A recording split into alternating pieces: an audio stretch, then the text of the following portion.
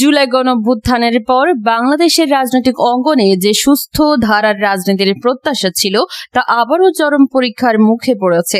প্রধানমন্ত্রী ও বিএনপির ভারপ্রাপ্ত চেয়ারম্যান তারেক রহমানকে নিয়ে জাতীয় গণতান্ত্রিক পার্টি সহসভাপতি ও মুখপাত্র রাশেদ প্রধানের আপত্তিকর ও অশোভন মন্তব্যের জেরে দেশজুড়ে তীব্র উত্তেজনা চলছিল।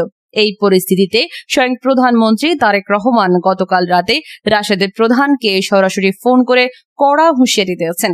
সূত্র জানায়, প্রায় 8.5 মিনিটের এই ফোনালাপে প্রধানমন্ত্রী স্পষ্টভাবে বলেছেন, রাজনীতি মানে ব্যক্তিগত আক্রমণ নয়, এটা জাতির জন্য ক্ষতিকর। এই ধরনের কথা আর না বললে ভালো হয়। ফোনালাপের বিস্তারিত তথ্য এখনো সরকারি দপ্তর থেকে আনুষ্ঠানিকভাবে প্রকাশ করা হয়নি। তবে প্রধানমন্ত্রীর ঘনিষ্ঠ সূত্রগুলো নিশ্চিত করেছে যে তারেক রহমান অত্যন্ত শান্ত কিন্তু দৃঢ় কণ্ঠে রাশেদ প্রধানকে বলেছেন, আপনি যে শব্দগুলো ব্যবহার করেছেন, কুলাঙ্গার, রাস্কেল, লন্ডনের ক্লেরিক, এগুলো কোনো রাজনৈতিক সমালোচনা নয়, ব্যক্তিগত অপমান। জুলাইয়ের আন্দোলনে যে ত্যাগ স্বীকার করে জনগণ আমাকে দায়িত্ব দিয়েছে, সেই জনগণের কাছে এটা অপমান। রাজনৈতিক মত পার্থক্য থাকতে পারে, কিন্তু শিষ্টাচার ভুললে চলবে না। সূত্র জানায়, রাশেদ প্রধান ফোনে কিছুটা বিব্রত হয়ে পড়েন এবং পুনরায় দুঃখ প্রকাশ করেন। তিনি বলেন, আমি রাজপথের মানুষ, জনগণের কথা বলতে গিয়ে হয়তো ভাষা নিয়ন্ত্রণ করতে পারেনি। এই ফোন আলাপের ঘটনা রাজনৈতিক মহলে ব্যাপক আলোচনার জন্ম দিয়েছে।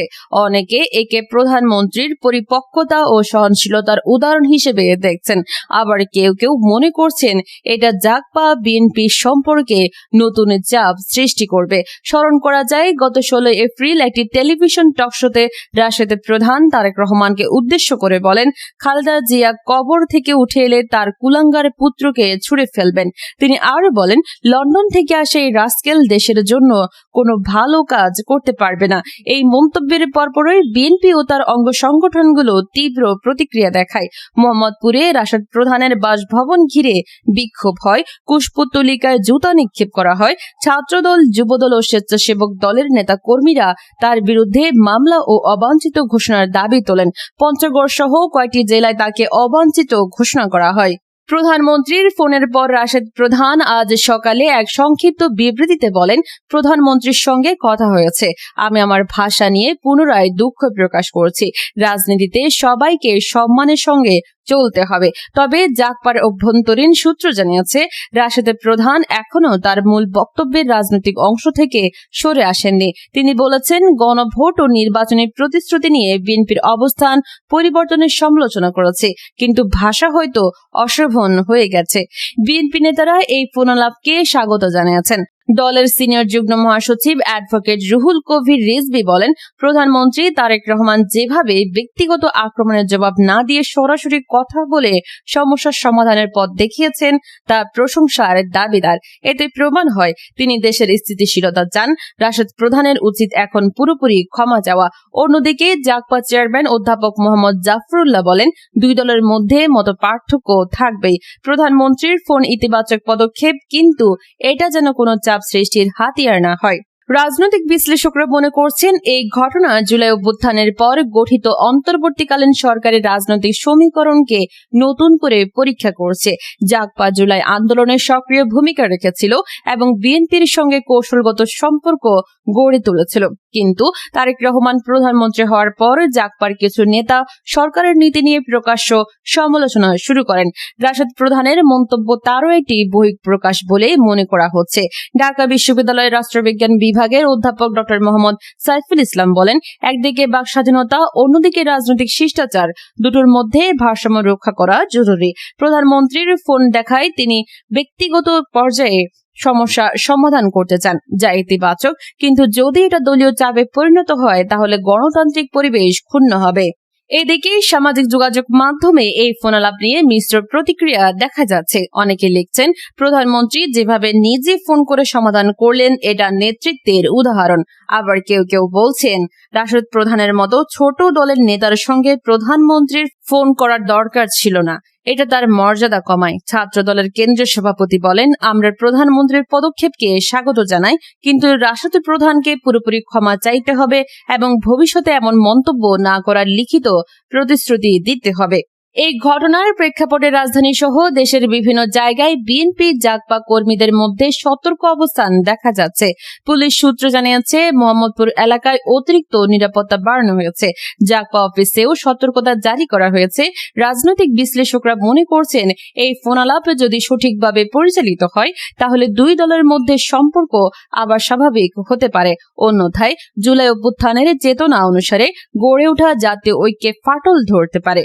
প্রধানমন্ত্রীর কার্যালয় থেকে এখনো কোনো আনুষ্ঠানিক বিবৃতি দেওয়া হয়নি। তবে সচিবালয়ের একজন কর্মকর্তা নাম প্রকাশ না করার শর্তে বলেন, প্রধানমন্ত্রী সবসময় বলেন সমালোচনা সহ্য করতে হবে, কিন্তু অশালীনতা নয়। এই ফোন তারই বহিঃপ্রকাশ। রাশেদ প্রধানের ঘনিষ্ঠজনরা জানান, তিনি এখন নীরব অবস্থানে আছেন এবং পরবর্তী পদক্ষেপ নিয়ে দলীয় নেতাদের সঙ্গে আলোচনা করছেন। এই ঘটনা শুধু দুই নেতার মধ্যকার ব্যক্তিগত বিষয় নয়, বরং বাংলাদেশের বর্তমান রাজনৈতিক সংস্কৃতির একটি আয়না। জুলাইয়ের পরে যে নতুন বাংলাদেশ গড়ার স্বপ্ন দেখা হয়েছিল, সেখানে রাজনীতিবিদদের ভাষা, আচরণ ও শিষ্টাচার নতুন করে সংজ্ঞায়িত হওয়া দরকার। প্রধানমন্ত্রী তারেক রহমানের এই ফোনালাপ সেই দিক থেকে একটি ইতিবাচক পদক্ষেপ হিসেবে চিহ্নিত হতে পারে, যদি সব পক্ষ এর থেকে শিক্ষা নেয়। জুলাই গণঅভ্যুত্থান বাংলাদেশের সাম্প্রতিক ইতিহাসের একটি অত্যন্ত গুরুত্বপূর্ণ অধ্যায়। এটি 2024 সালের জুন জুলাই থেকে আগস্ট পর্যন্ত চলা একটি ছাত্র নেতৃত্বাধীন আন্দোলন, যা শুরু হয় সরকারি চাকরিতে কোটা সংস্কারের দাবি নিয়ে এবং পরবর্তীতে স্বৈরাচারী শাসনের বিরুদ্ধে গণঅভ্যুত্থানে রূপ নেয়। ফলে 15 বছরেরও বেশি সময় ধরে ক্ষমতায় থাকা শেখ হাসিনা সরকারের পতন ঘটে। এই আন্দোলনে শত শত মানুষ নিহত হন, যাকে জুলাই গণহত্যা বলা হয়। বাংলাদেশে সরকারি চাকরিতে কোটা ব্যবস্থা দীর্ঘদিন ধরে বিতর্কিত ছিল। 2018 সালে বড় ধরনের ছাত্র আন্দোলনের পর সরকার 56% কোটা বাতিল করে, কিন্তু 2024 সালের 5 জুন সুপ্রিম কোর্টের হাইকোর্ট বিভাগ 2018 সালের সেই সার্কুলারকে অবৈধ ঘোষণা করে, যার ফলে মুক্তিযোদ্ধাদের সন্তান নাতি পুতিদের জন্য 30% কোটা পুনর্বহাল হয়। এতে সাধারণ মেধাবী ছাত্রছাত্রীদের মধ্যে তীব্র ক্ষোভ তৈরি হয়। আন্দোলনের মূল প্ল্যাটফর্ম ছিল বৈষম্য বিরোধী ছাত্র আন্দোলন, যার অরাজনৈতিক এবং সমন্বয়কদের নেতৃত্বে চলে। এই 36 দিনের আন্দোলনকে অনেকে 36 জুলাই বা জুলাই বিপ্লব বলে অভিহিত করেন। 5 আগস্টকে পরবর্তীতে জুলাই গণঅভ্যুত্থান দিবস হিসেবে জাতীয় দিবস ও সরকারি ছুটি ঘোষণা করা হয়। এর ফলে শেখ হাসিনার 15 বছরেরও বেশি সময়কাল ধরে যে শাসন ছিল, সেই শাসনের অবসান ঘটে। সেনাবাহিনীর সহায়তায় অন্তর্বর্তীকালীন সরকার গঠন হয়। নোবেল বিজয়ী প্রফেসর মোহাম্মদ ইউনূস প্রধান উপদেষ্টা হন। ছাত্র নেতারা সরকারে গুরুত্বপূর্ণ ভূমিকা পালন করে। সাংবিধানিক সংস্কার, জুলাই ঘোষণাপত্র সনদ, আওয়ামী লীগের বিরুদ্ধে বিভিন্ন পদক্ষেপ, সংখ্যালঘু সংসদের অভিযোগ ইত্যাদি পরবর্তী ঘটনা ঘটে। আন্দোলনকে দ্বিতীয় স্বাধীনতা বা জেন জি রেভলিউশন বলা হয়। এই অভ্যুত্থান ছিল মূলত যুব ছাত্রদের নেতৃত্বে সোশ্যাল মিডিয়া ও মেমের মাধ্যমে ছড়িয়ে পড়া। এটি দেখিয়েছে যে দীর্ঘদিনের অসন্তোষ, দুর্নীতি, নির্বাচনী কারচুপি, অর্থনৈতিক সংকট, দমন-পীড়ন একটি ছোট ইস্যু থেকে বড় বিস্ফোরণ ঘটাতে পারে। তবে এতে অনেক প্রাণহানি, সম্পত্তির ক্ষতি ও পরবর্তী অস্থিরতাও ঘটেছে।